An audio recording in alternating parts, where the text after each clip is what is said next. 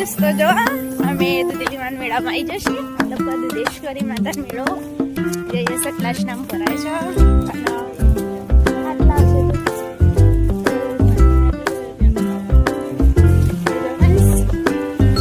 આપણે આવી ગયા છે